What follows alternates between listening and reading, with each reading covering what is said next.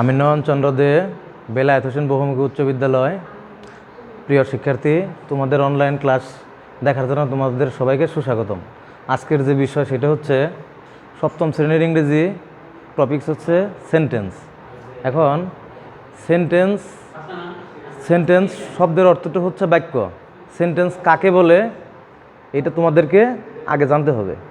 কয়েকটি ওয়ার্ড বা কয়েকটি শব্দ একত্রে মিলে যখন মনের ভাব সম্পূর্ণরূপে প্রকাশ করে তখন তাকে সেন্টেন্স বা বাক্য বলা হয়।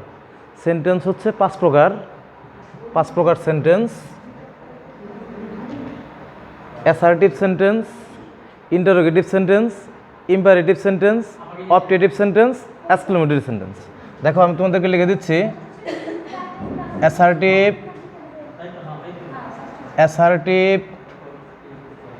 সেন্টেন্স,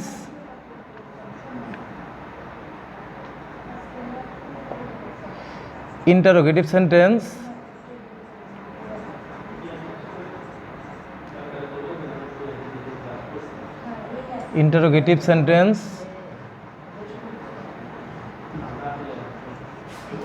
imperative sentence,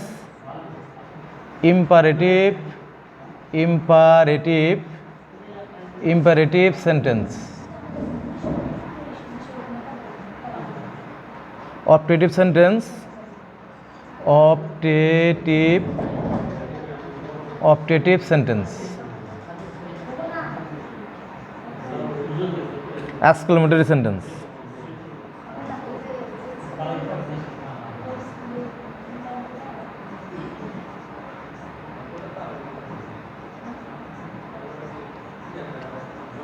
এখন অ্যাসার্টিভ সেন্টেন্স এর অর্থ হচ্ছে বিবৃতিমূলক বাক্য। অ্যাসার্টিভ সেন্টেন্স কাকে বলে? যে বাক্য দ্বারা বিবৃতি প্রদান করা হয় তাকে অ্যাসার্টিভ সেন্টেন্স বলে। যেমন আমি ভাত খাই। ইন্টারোগেটিভ সেন্টেন্স এটা হচ্ছে প্রশ্নসূচক বাক্য। এটার সঙ্গে হচ্ছে যা দ্বারা কোনো প্রশ্ন জিজ্ঞেস করা হয় সেটাকে ইন্টারোগেটিভ সেন্টেন্স বলা হয়। ইম্পারেটিভ সেন্টেন্স যে বাক্য দ্বারা আদেশ, উপদেশ, অনুরোধ, নির্দেশ ইত্যাদি বোঝানো হয় তাকে ইম্পারেটিভ সেন্টেন্স বলে। অপটেটিভ সেন্টেন্স যে সেন্টেন্স দ্বারা ইচ্ছা বা আকাঙ্ক্ষা বোঝানো হয় তাকে অপটেটিভ সেন্টেন্স বলে। এক্সক্লেমেটরি সেন্টেন্স এটা হচ্ছে যে বাক্য দ্বারা বা যে সেন্টেন্স দ্বারা বিস্ময় প্রকাশ করা হয় তাকে এক্সক্লেমেটরি সেন্টেন্স বলা হয়। এখন অ্যাসার্টিভ সেন্টেন্সকে আবার দুই ভাগে ভাগ করে। একটা হচ্ছে অ্যাফার্মেটিভ সেন্টেন্স আর একটা হচ্ছে নেগেটিভ সেন্টেন্স। অ্যাফার্মেটিভ সেন্টেন্সের সংজ্ঞাটা হচ্ছে যে সেন্টেন্স দ্বারা হাবোধক অর্থ প্রকাশ পায় তাকে অ্যাসার্টিভ সেন্টেন্স বলা হয়।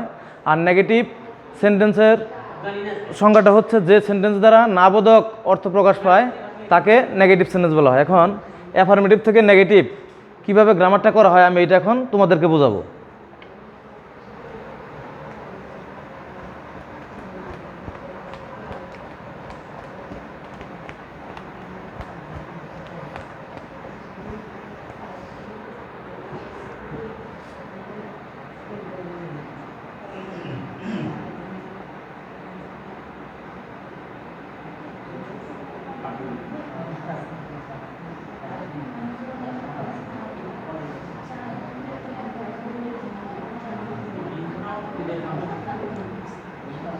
অ্যাফার্মেটিভ থেকে নেগেটিভ যে গ্রামারটা সেটা হলো, অ্যাফার্মেটিভ বাক্যকে যখন আমরা অর্থ ঠিক রেখে নেগেটিভ করব তখন সাবজেক্ট বসবে, ভার্ব বসবে, তারপর হবে একটা নট, তারপরের শব্দের হবে বিপরীত শব্দ এবং পরবর্তীতে যদি কিছু থাকে লিখবো, আর যদি কিছু না থাকে তাহলে লেখা যাবে না।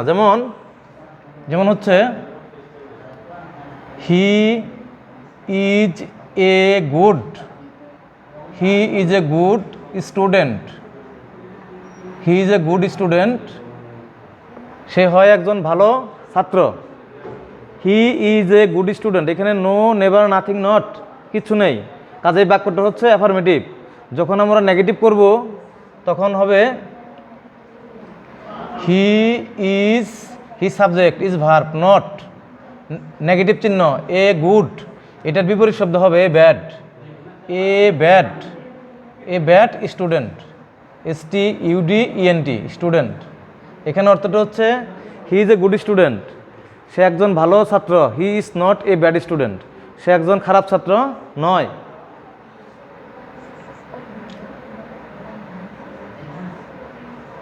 Man is mortal. Man is mortal, মানুষ মরণশীল। এখানে ম্যান সাবজেক্ট, ইজ ভার্ব, তারপর একটা হচ্ছে অবজেক্ট। তাহলে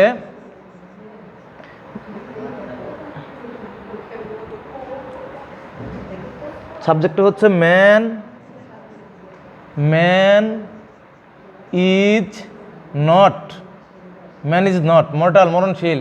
এটার বিপরীত শব্দ হচ্ছে immortal, অমরণশীল। Immortal.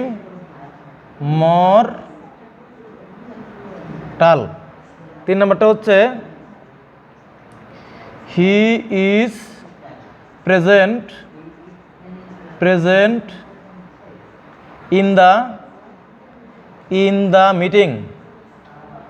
He is present in the meeting. তাহলে এখানে he subject, he is not, he is not. প্রেজেন্টের বিপরীত শব্দ হচ্ছে absent, ABSENT, absent, absent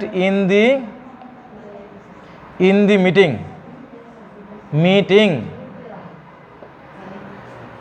number 4, এটা হচ্ছে I shall remember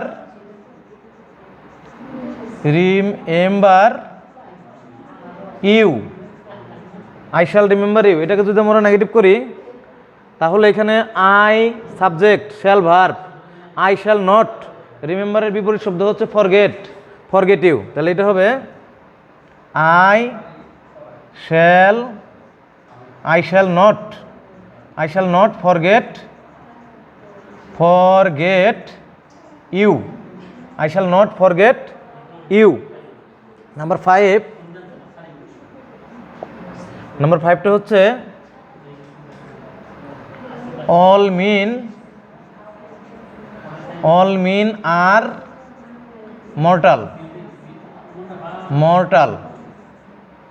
all mean are mortal। তাহলে এখানে অ্যান্সারটা আসবে all mean are not immortal।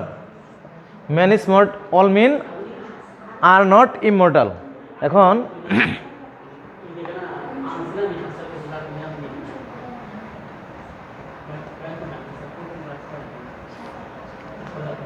এখন অলয়েজ যুক্ত বাক্যকে যখন আমরা নেগেটিভ করব কি হবে আমাদের অ্যান্সারটা, সেটা হলো অলয়েজ যুক্ত বাক্যকে যখন আমরা নেগেটিভ করব অলওয়েজের পূর্বে যা থাকবে ওইটা লিখতে হবে। অলওয়েজ উঠে হবে নেভার, তারপরের শব্দের হবে বিপরীত শব্দ। পরবর্তীতে যদি কিছু থাকে আমরা লিখব, আর যদি কিছু না থাকে তাহলে আমরা লিখতে পারবো না। দেখো যেমন I shall always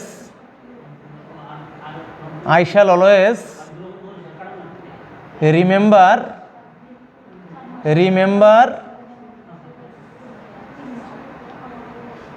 I shall always remember you। তাহলে I shall never remember বিপরীত শব্দ হচ্ছে কি forget you। I shall always remember you, I shall never forget you। Number 2, Jerry was always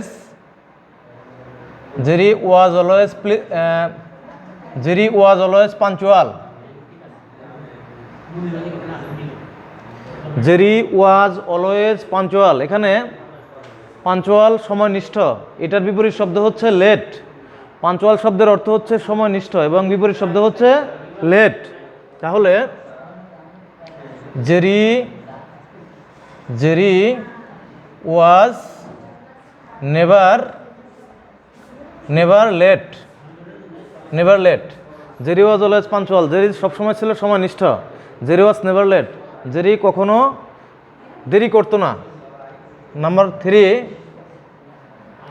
travelling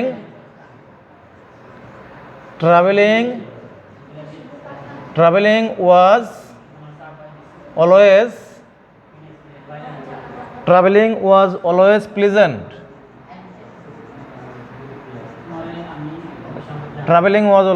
এটা হবে ট্রাভেলিং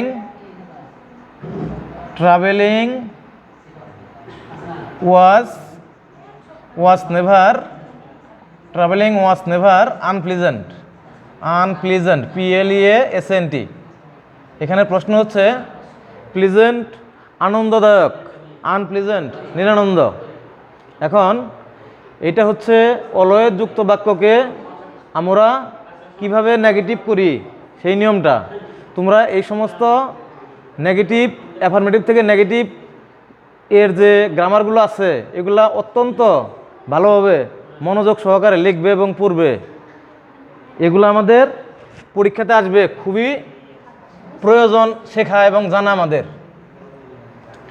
আরেকটা গ্রামার আমি বোঝাচ্ছি, সেটা হলো বাক্যে যদি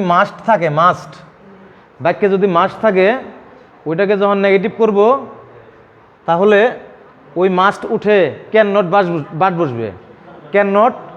বসবে। যেমন আমি একটা দেখাচ্ছি, আই মাস্ট ডু ইট।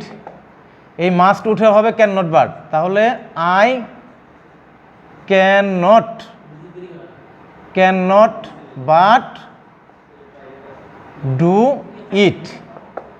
তোমরা এই সকল গ্রামারগুলো খুব ভালোভাবে যত্ন সহকারে পড়বে এবং কি লিখবে। তাহলে আজকের মতো এটুকুই থাক। তোমাদের সবাইকে ধন্যবাদ।